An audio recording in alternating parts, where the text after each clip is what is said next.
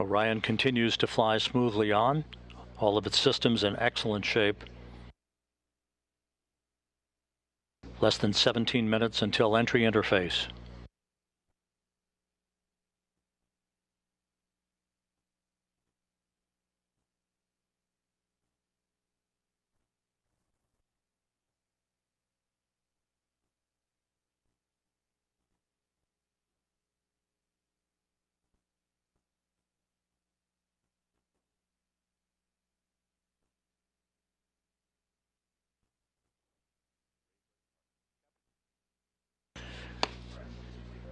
And the crew module raise burn that we thought was not going to be needed is being conducted.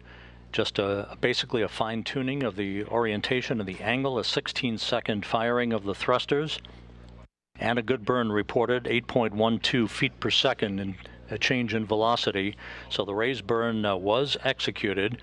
That will further fine-tune Orion's path at the proper azimuth or orientation where the heat shield is at its optimum angle to begin the repulsion of the heat that will build up around the heat shield at the time that we begin entry interface just about 15.5 minutes from now. So the crew module service module separation went off as planned. The raise maneuver was executed at 11:03 and 41 seconds Central Time. Again, the raise maneuver was executed. Orion now flying at the proper orientation for entry interface into the Earth's atmosphere. Entry interface is scheduled at 11:20 and 14 seconds a.m. Central Time at an altitude of 400,000 feet. At that point, Orion will be traveling 24,464 miles an hour with a range to splashdown of 3,659 statute miles.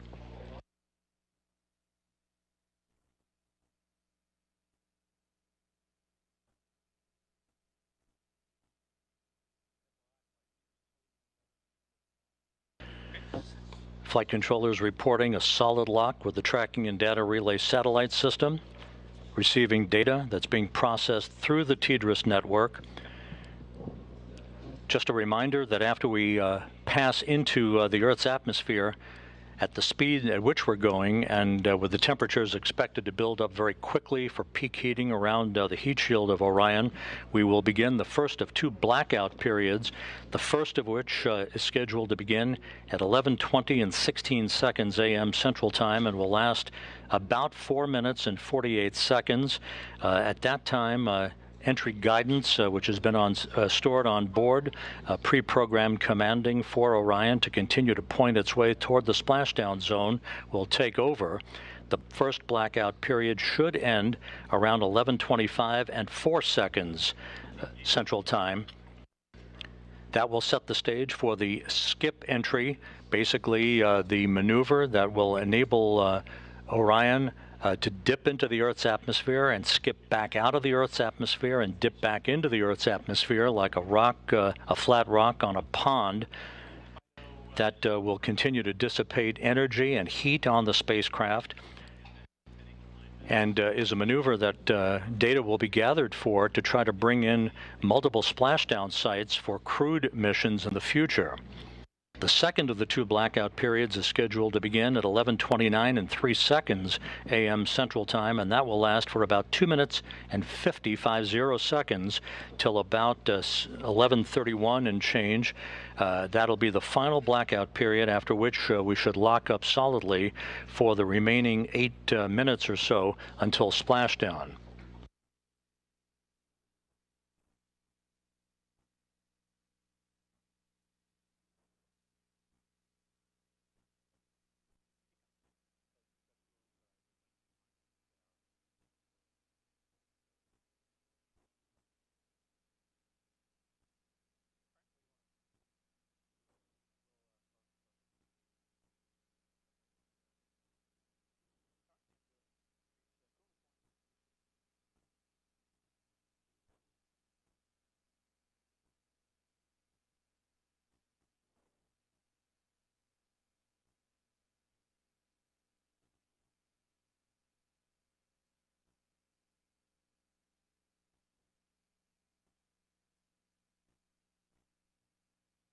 This is Mission Control Houston, 12 minutes away from entry interface. Everything is going by the book so far here in Mission Control, very quiet on the loops. Entry Flight Director Judd Freeling and his team of flight controllers watching carefully over their data as they oversee the arrival of Orion for its splashdown site west of Baja, California. Time to splash down 31 minutes.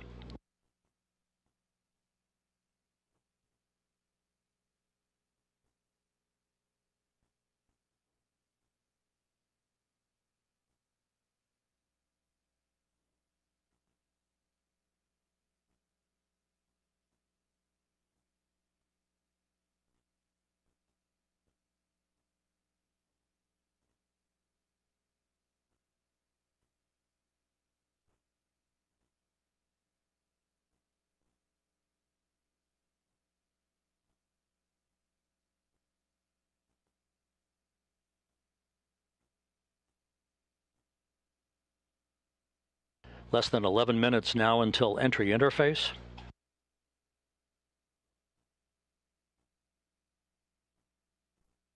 During the period of the two blackouts, and even after we have emerged from the second of the two blackouts, Orion, through a series of pre-programmed commands stored on board, will conduct a series of roll reversals.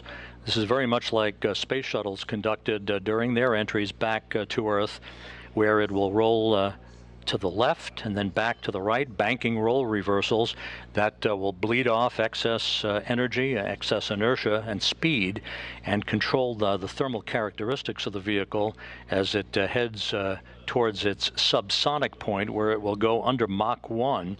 It will go subsonic at about 11:34 and 55 seconds a.m. Central Time, some 5 minutes before splashdown. If everything goes as planned, Orion will reach an altitude of 40,000 feet at 11:35 a.m. Central Time, just about a minute before forward bay cover chute deploy begins. The series of 11 chutes, 3 that will pull the forward bay cover off of the top of the crew module. That'll be followed by the deployment of the drogue chutes, and then the 3 large main parachutes, 3 orange and white parachutes. That'll be the moment we'll be waiting for. Orion now 28.5 minutes until splashdown.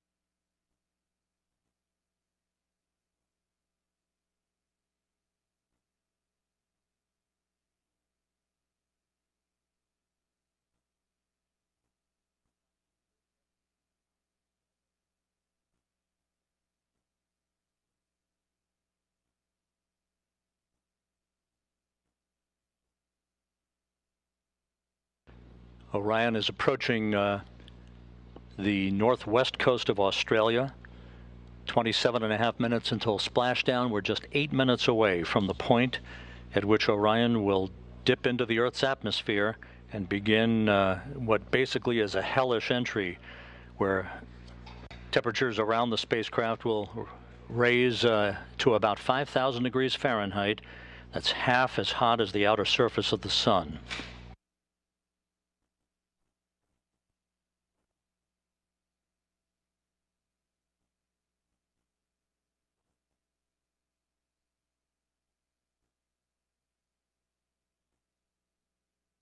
And correction, Orion is actually traveling over the South Pacific at the moment, moving from south to north.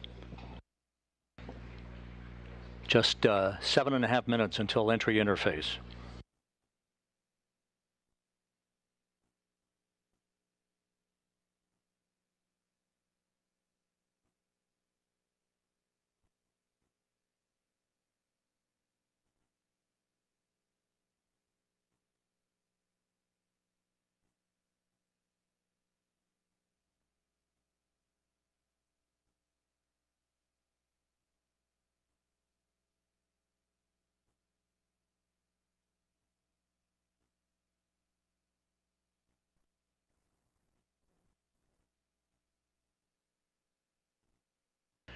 And this view from a camera inside the cabin of Orion, this doesn't look like much at the moment, but it will soon when it shows the forward bay cover jettisoning and the initiation of the parachute deployment system.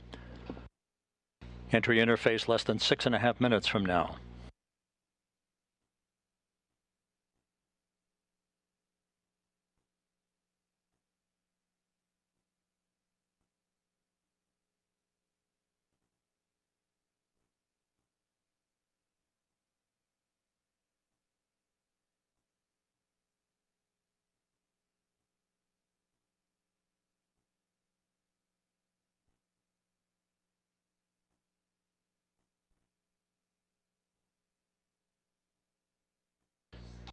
Just to recap, the crew module, the Orion crew module, separated from the European service module about 14.5 minutes ago, right on target as it was planned, and a short raise maneuver, a 16-second firing of Orion's thrusters, oriented the vehicle, raising it just a tad so that its heat shield was at the proper orientation in the direction of travel, to begin entry interface in about 5 minutes at an altitude of 400,000 feet above the Earth. Orion is making its way south to north across the Pacific Ocean. Currently traveling at 23,000 miles an hour.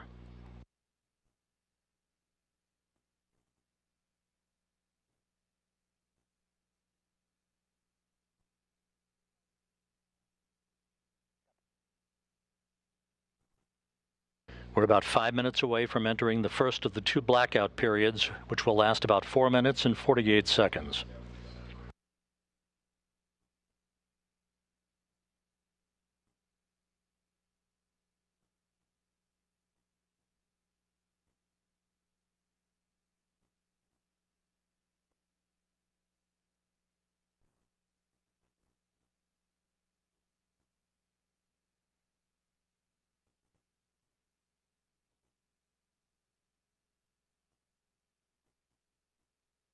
A journey that began with the power of the launch of the Space Launch System 25.5 days ago, about to reach its final minutes in the searing heat of re-entry, where temperatures around Orion will build up to 5,000 degrees Fahrenheit.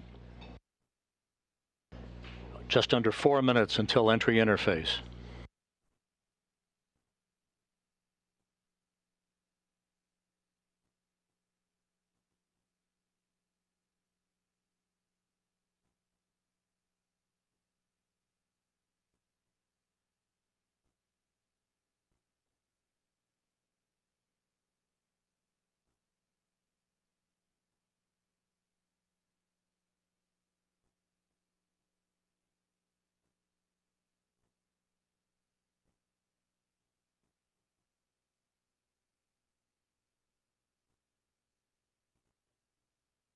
Once again, at entry interface, which we will reach about 3 minutes from now, Orion will be at an altitude of 400,000 feet, traveling just under 25,000 miles an hour, with a range to splashdown of 3,659 statute miles.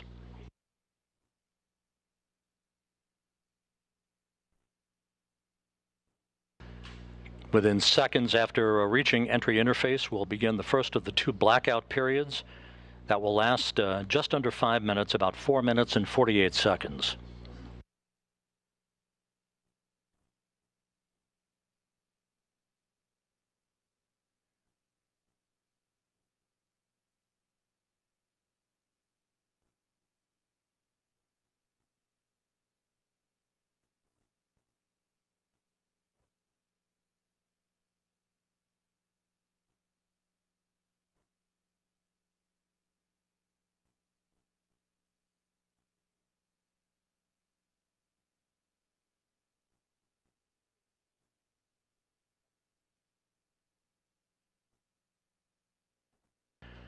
And here's the ground track for Orion as it passes well to the west of South America.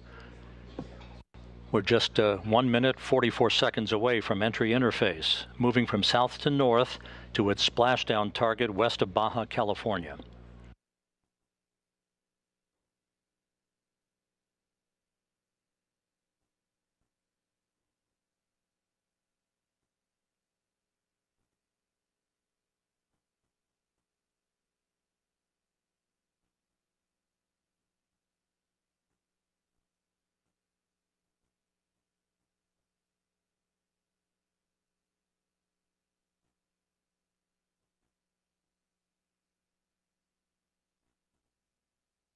Just 1 minute away from entry interface.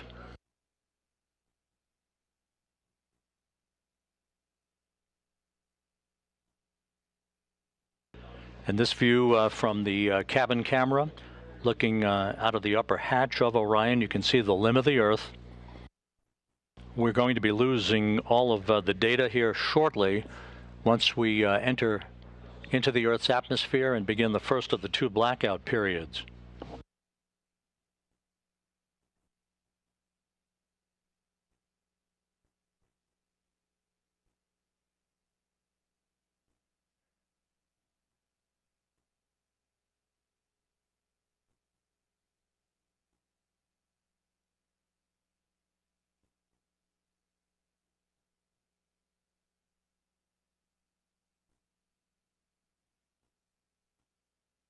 Standing by for entry interface and the first of the 2 blackout periods.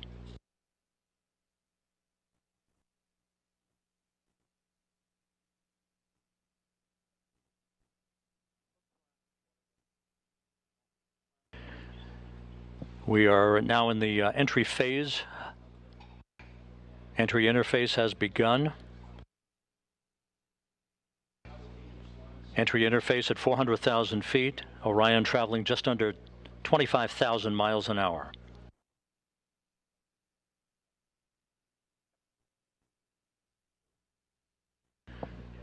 We've gone into the first blackout period. This is a visualization based on what should be happening at the moment, where the temperatures around the heat shield are reaching about 5,000 degrees Fahrenheit. This is the moment of truth for Orion.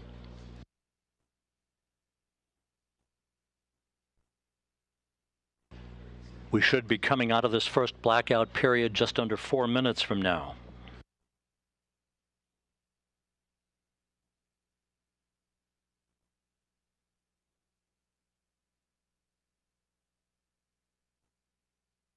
Orion should be traveling about 23,326 miles an hour at the moment. Range to splashdown, 3,125 statute miles. Again, this is a visualization of what should be happening with Orion at the moment, although we are in a blackout period that should end about 3 minutes and 15 seconds from now.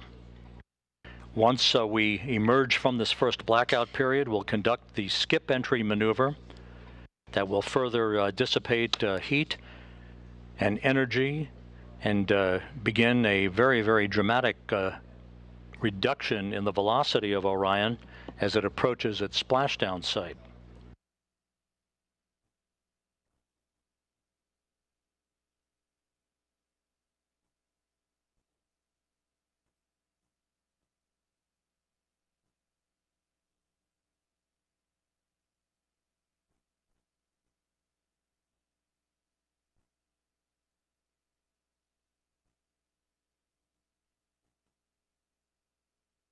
Clocks here in mission control showing the sequence of events yet to come.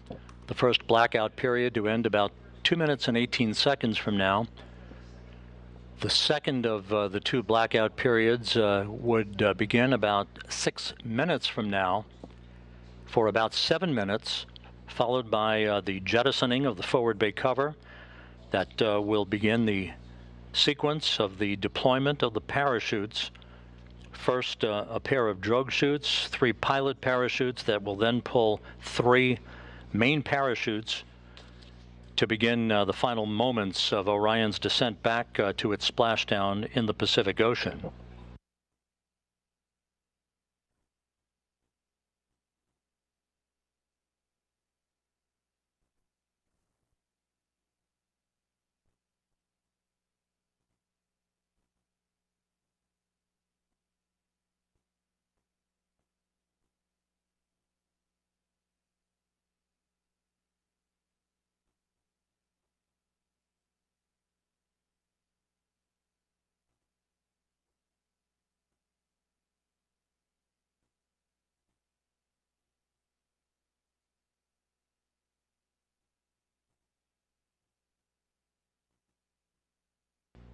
1 minute to go until we come out of this first blackout period. When we emerge from this first blackout period, we'll be at an altitude of 274,000 feet, traveling just under 17,000 miles an hour with a range to splashdown of 2,000 statute miles.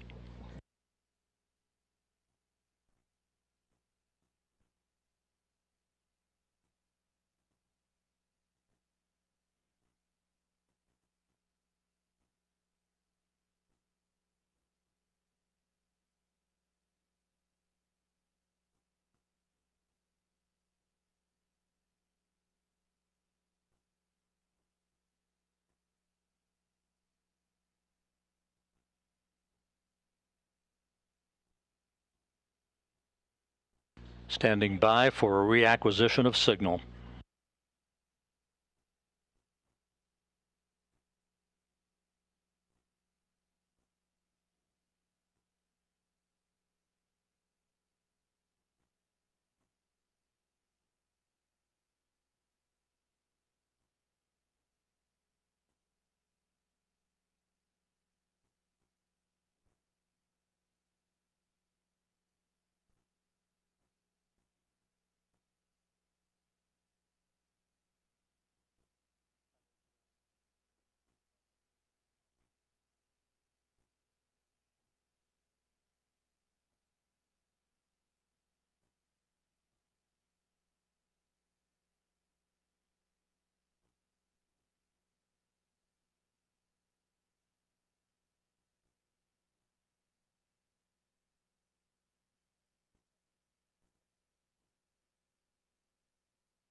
And we have data from Orion. Orion out of the blackout period.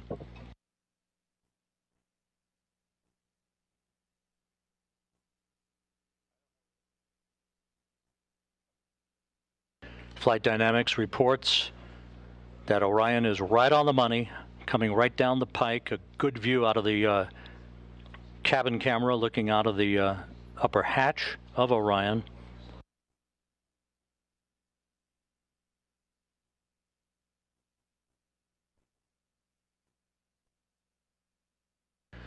We should be performing the skip entry maneuver momentarily.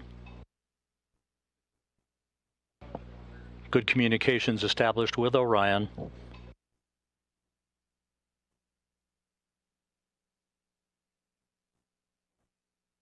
The second blackout period to begin about 2 minutes from now.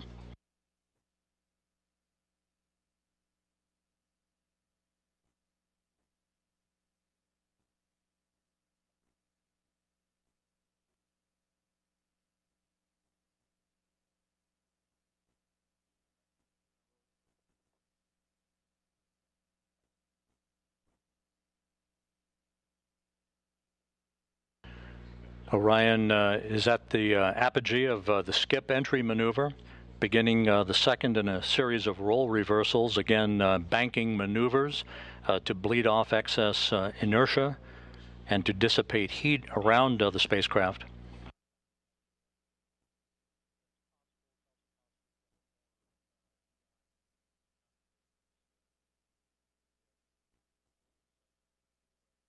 The start of the second blackout period, about 1 minute and 13 seconds from now, will come at an altitude of 270,000 feet, with Orion traveling about 16,400 miles an hour, range to splashdown less than 1,000 miles.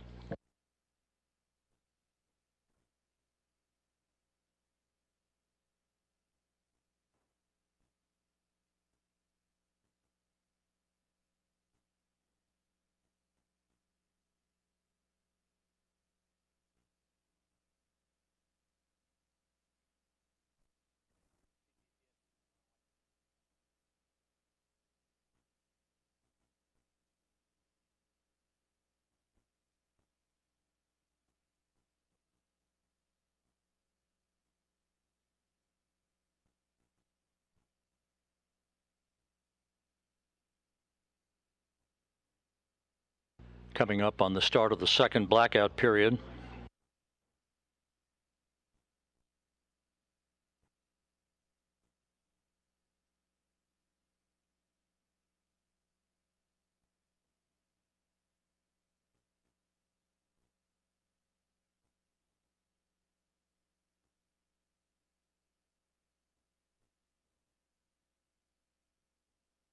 We should be in that second blackout period right now.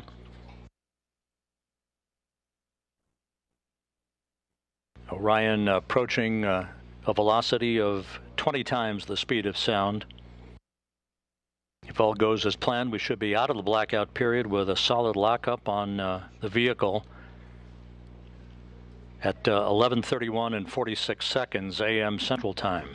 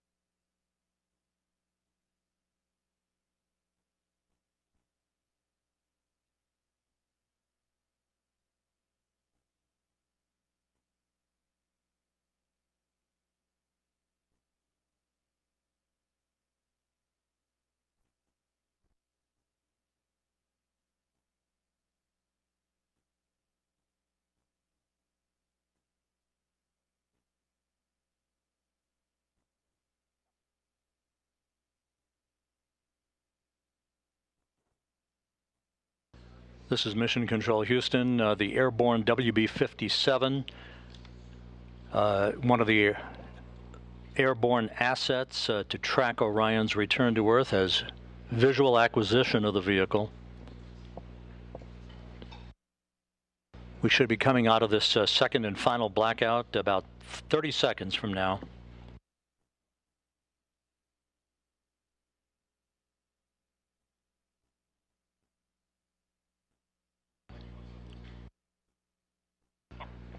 And helos flying off the deck of the USS Portland now have a visual acquisition of Orion as well, at an altitude of 174,000 feet, traveling 12,600 miles an hour, range to splashdown 288 statute miles.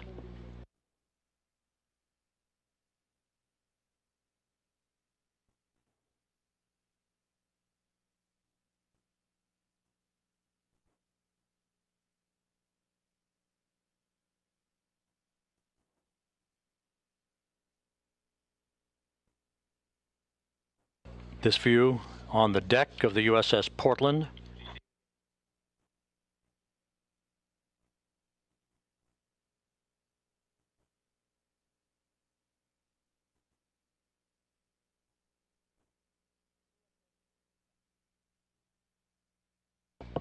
And there is a view out of the cabin camera of Orion as it continues a series of role reversals. We have data back from the spacecraft.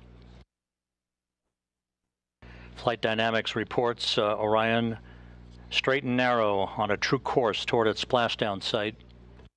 Forward bay covered jettisoning less than 3.5 minutes from now.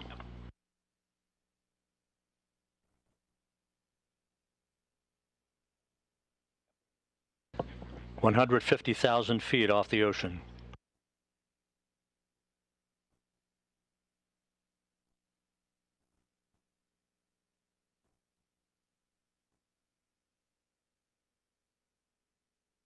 Orion now traveling at Mach 10.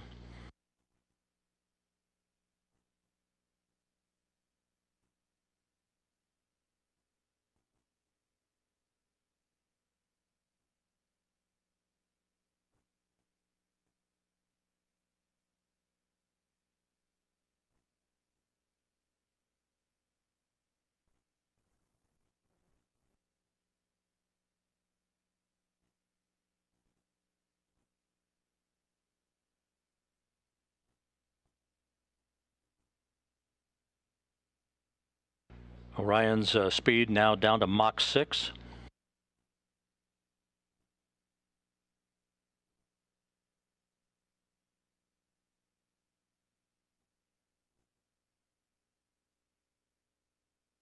Two minutes until forward bay covered jettisoning.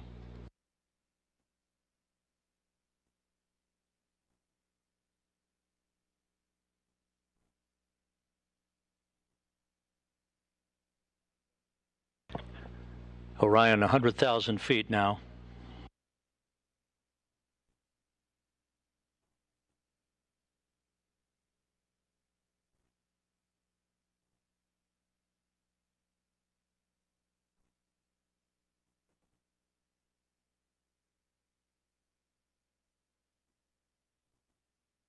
The spacecraft about to go subsonic.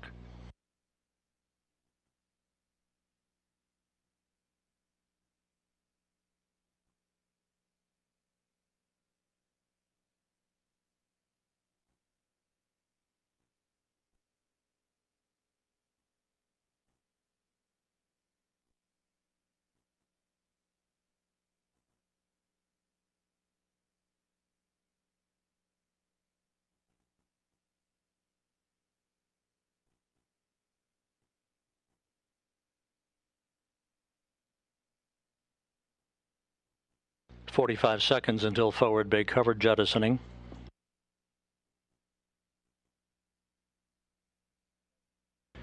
Orion now at 50,000 feet.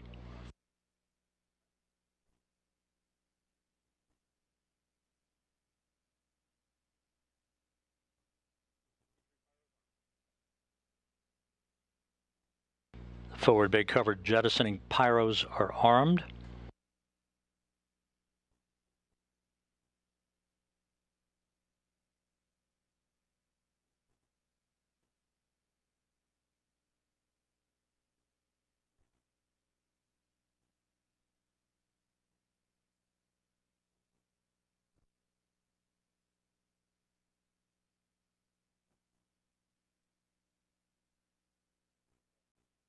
"25,000 feet.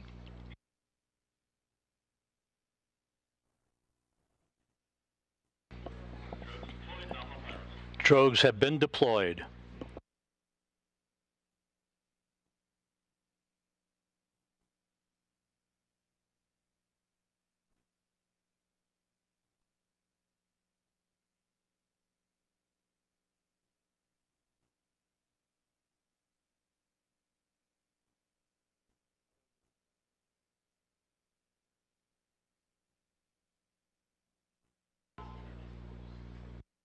Two good drogue shoots reported by the recovery team out in the Pacific.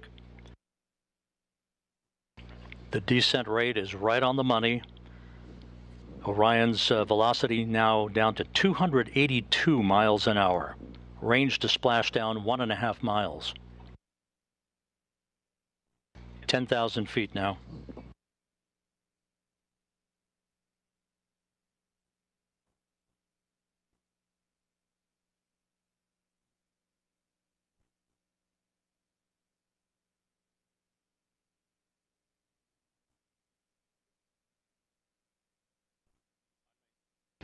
And we're on mains. 5,000 feet.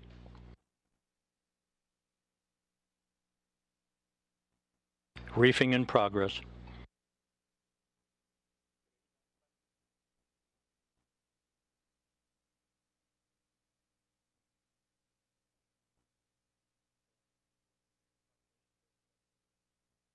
Three good main shoots for Orion.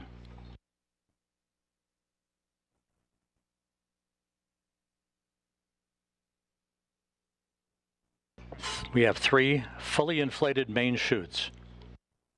Time to splashdown 90 seconds.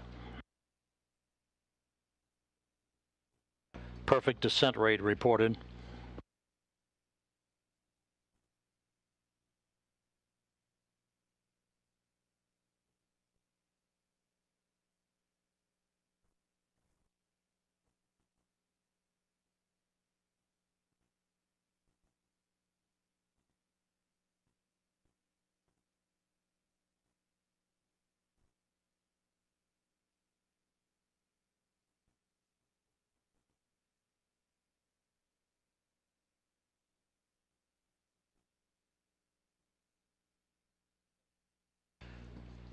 And there it is, high over the Pacific, America's new ticket to ride to the moon and beyond now in view.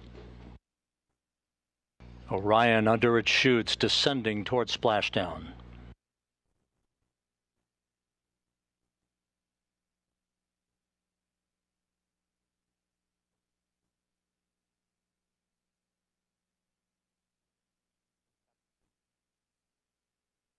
Orion in the perfect orientation for splashdown, just seconds away.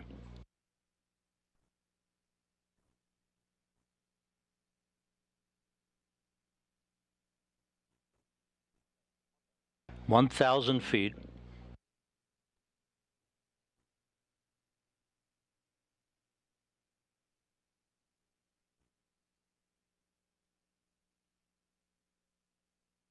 Good descent rate.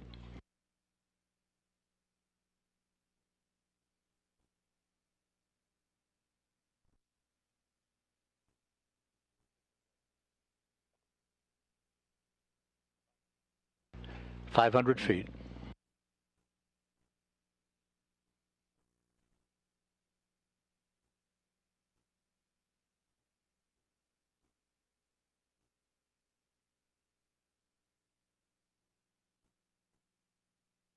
Splashdown. From Tranquility Base to Taurus Littrow to the tranquil waters of the Pacific, the latest chapter of NASA's journey to the moon comes to a close. Orion, back on Earth. Unofficial splashdown time, 11:40 and 30 seconds a.m. Central Time.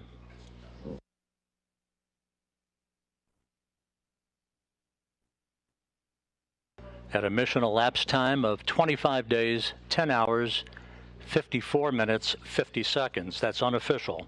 Splashing down off the coast of Baja California.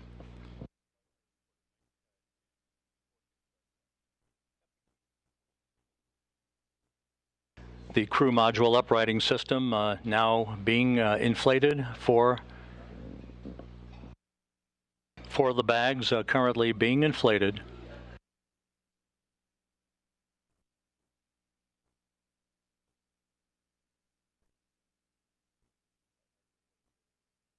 And we have a report that Orion is stable 1, upright, the way it should be.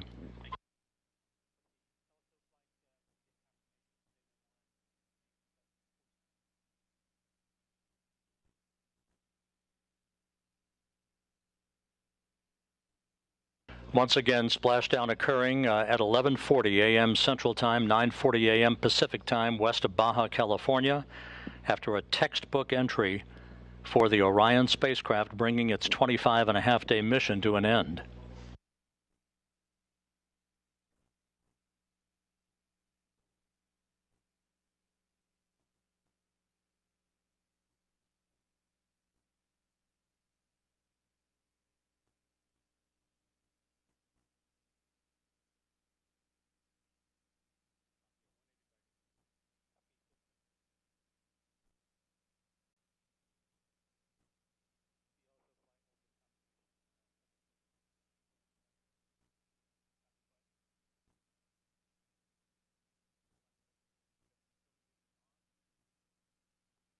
Orion's recovery beacon is on. We have confirmation that 4 out of the 5 crew module uprighting system bags have fully inflated, standing by for word on the 5th one.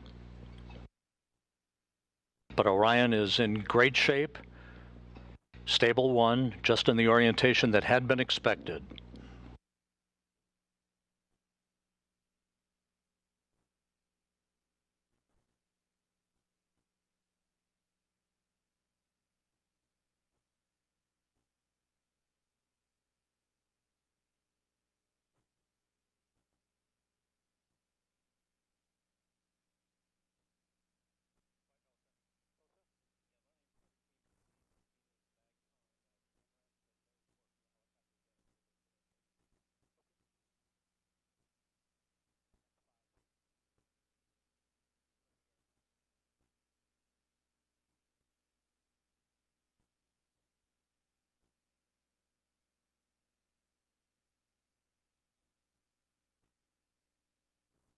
This is Mission Control Houston. Once again, the Orion spacecraft, having completed a journey of 1.4 million miles, bobbing gently in the Pacific Ocean. 4 out of its 5 crew module uprighting system bags have been deployed. We're standing by for word on the 5th. However, irrespective of that, it is in stable 1 configuration, in good shape, according to the recovery team. And we are now receiving word that all 5 of the crew module uprighting system bags are fully inflated. So that's exactly what we had hoped for. Orion safely bobbing up and down in the Pacific Ocean.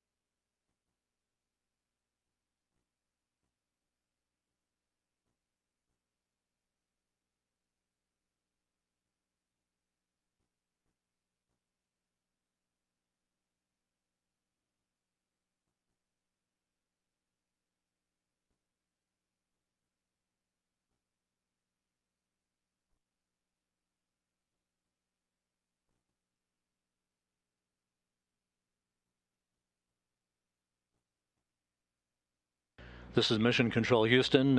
You're looking at the Orion spacecraft that splashed down about 6.5 minutes ago at 11:40 a.m.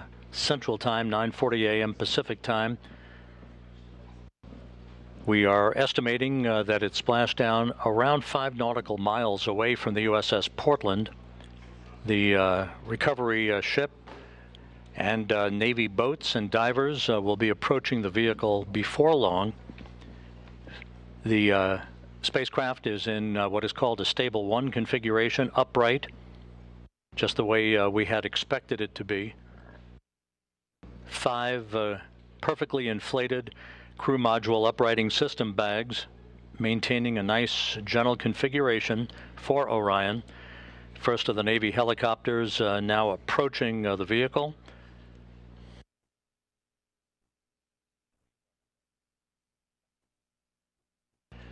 And here in Mission Control, some of Orion's systems no longer needed are being powered down. Many of them will stay powered up for the next 2 hours while we conduct a series of test objectives to characterize the thermal conditioning of the spacecraft. That will be important for future data for crewed missions to determine how long the crews can remain comfortable inside a vehicle returning from the moon. We also will be conducting tests of the beacon and SARSAT system for maintaining tracking of the spacecraft, for recovery forces that will be approaching the spacecraft in the future. And coming up in the next hour and a half will be the reactivation of an ammonia boiler system that will provide cooling in the spacecraft, as it will when crews return from their missions on board Orion.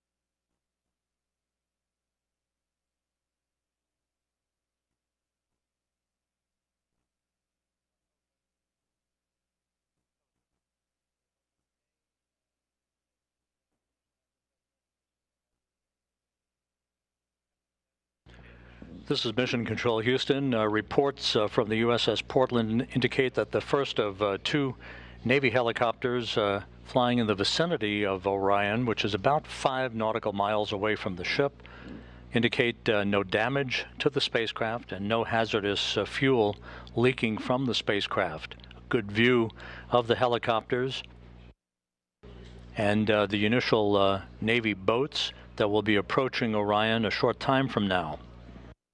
Once again, the splashdown occurring at 11:40 a.m. Central Time, 9:40 a.m.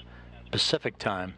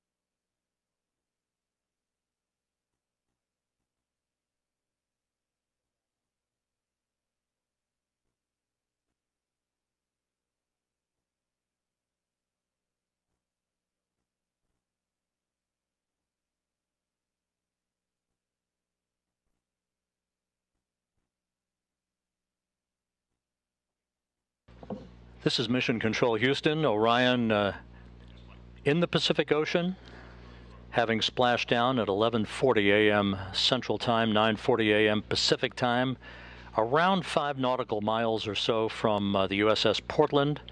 A textbook entry for the vehicle. On the USS Portland at this hour, my colleague Daryl Nell from the Kennedy Space Center, who's with the Exploration Ground Systems Recovery Team. Daryl, how did it look to you? It certainly looked textbook to us here. I'd say that's a great description, Rob. Perfectly landed here in the Pacific Ocean, and that's been confirmed by the operations manager that I just spoke to. Watching it from the deck as an observer, we have, as you can see, some broken clouds in the sky, like right around 3,000 feet. But we saw those 3 full main parachutes pop out. It was a beautiful sight, probably just about, several thousand feet in the sky, and then we watched that slow descent as the Orion crew module made its way down to the Pacific Ocean. Saw the splash, and then, of course, the assets aboard the USS Portland here immediately started making their way towards the splashdown site. And as you see live now, they are close to being next to the capsule. Now, the helicopters that you see flying there, those are MH-60s. We have 2 of them in the air, and they are right now gathering high quality, high definition imagery of the capsule in the water. There's a spotter aboard. We have photographers as well. The doors are completely open on both sides of the helicopters, and so you can see them flying at a circular track around the splashdown location. They have marked, if you can see it, you can see what looks like smoke coming off a location just to the left there. That is the boats having marked location where some of the debris has come down, the debris that was part of the separation event, part of the parachutes opening event. So you have the sabot as well as the lid from the parachutes. All of that is being tracked by the Sasquatch team, and the Navy boats are marking that with floatable smoke grenades. All of that hardware the team wants to recover because there's valuable information and data in it. The helicopters will be out for another 20 minutes gathering imagery. You can see one of them getting very close to the crew module. There is an GSS camera, ultra high definition, 8K, which is gathering imagery. We are currently on course to go right by the splashdown location. So we are right about 3.5 miles and closing. We are going to a point that's going to be 1 mile out. That's our next waypoint. 1 mile out from the splashdown location. One of the things we're waiting for is for ammonia boil off. And that's why the Navy boats are not yet next to the capsule. We're still going to wait that out. The amount of time that that's going to take is has not been determined. They have allowed for as much as 2 hours.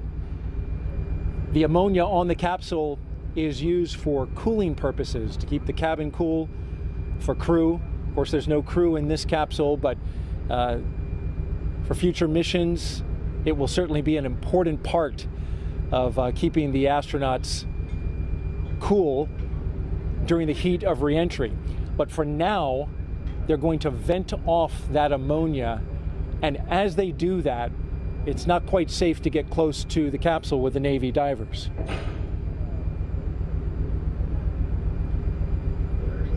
So of course we'll keep our eyes fixed to the location, our cameras as well. The USS Portland's standing by for our next waypoint, 1 mile from the splashdown site. And then once the completion of the ammonia boil off, the Navy boats will be going in. A spectacular sight from out here, Rob. Toss it back to you. Thanks, Daryl. Back here in Mission Control, the entry Flight Director Judd Freeling on the left. To his left, Flight Director Rick Henfling. And with me on console here, probably none more important than the NASA Administrator, Bill Nelson. Senator, thank you for joining us today. Rob, I'm overwhelmed. I'd say it's good to see you, but this is an extraordinary day. I remember years ago when I saw you return on Columbia from your mission into space, and it all conjures up a tremendous amount of memories. Orion back on Earth, having circumnavigated the moon, having survived a critical test of its heat shield, I think you have to be hesitant to celebrate and throw confetti a little bit too early, but it certainly is an important achievement, is it not? It's historic because we are now going back into space, into deep space, with a new generation. Kennedy just stunned everybody with the Apollo generation and said that we were going to achieve what we thought was impossible. And did that in a short period of time. And many things have happened since. But we knew we were going back. But we knew we were going back to the moon just to continue to explore outward into the cosmos. And so that's why this is a defining day. It is one that marks new technology, a whole new breed of astronaut, a vision for the future that captures the DNA of particularly Americans, although we do this as an international venture. And that DNA is we are adventurers, we are explorers. We always have a frontier, and that frontier is now to continue exploring the heavens. We had to wait a while for Artemis to finally get to the point where the Space Launch System got us underway back on November 16th, but once it did, these engineers and the other members of the teams, front room, back room, they've been pretty giddy over the amount of data that they've required and how this vehicle appears to have exceeded its expectations in its performance. The whole vehicle, the rocket, the European participation in the support module, the spacecraft itself, Orion, performing so well that they added a lot of tests. And lo and behold, we're going to be up to our ears in data, thankfully. And of course, today the two main things that had to happen was that that heat shield had to work, and it did beautifully, where they can skip off the atmosphere and bleed that speed down from 25,000 miles an hour. And then the parachutes had to work, and they did it as well. You know, the engineering, the design of this mission, all the work that will go into the next flight when a crew is on board, right, to orbit the moon. What does this say about NASA and the international partner cooperation and the partnership that ultimately takes us not only to the moon but beyond? Well, it says a lot about our country because we don't do it secretively. We do it openly, and we do it with our friends, and we invite all peoples of the earth. And we are doing it also with commercial partners, because when we go into orbit on Apollo 3, we are going to rendezvous and dock with in this case, SpaceX lander, and the crew will go down to the surface. And then we have another competition going on now for another lander, so that we will have two landers. And again, this is the program of going back to the moon to learn, to live, to invent, to create in order to explore beyond. 50 years ago today, Gene Cernan, Jack Schmitt landed their lunar module Challenger on Taurus Littrow, the final lunar landing. It only seems fitting half a century later to the day, Orion back home. And what a fitting opportunity that I had last night to sit with Jack Schmitt at the astronaut dinner and to talk to him about those experiences. 50 years, it's a long time, but look what we have done in the meantime. The space shuttle, we built the International Space Station, we brought in commercial partners. We now go to and from regularly the International Space Station with cargo and crew. Here we go. We've got scouts going to the moon that are commercial scouts that land, that take NASA instruments and scientific instruments in preparing us for the landings of our astronauts. And so it's a new day. A new day has dawned. An Artemis generation is taking us there.